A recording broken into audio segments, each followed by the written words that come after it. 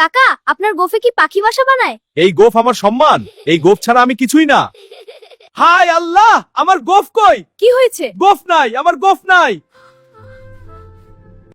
আরে, গোফ তো আছে। এইটা গোফ না, এইটা তো আধা গোফ। মজনু চাচা, গত রাতে আপনি কোথায় ছিলেন? কেন?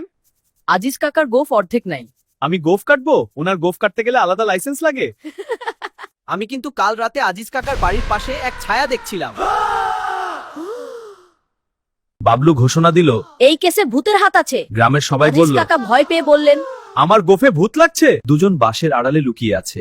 বাবলু রাতে পাহারা দেওয়ার সিদ্ধান্ত নিল। ধর! কি ওটা?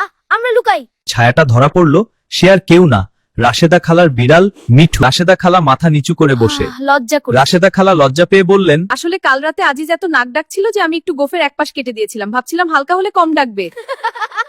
কাকা, এটা ঘুম নিয়ন্ত্রিত গোফ কেস।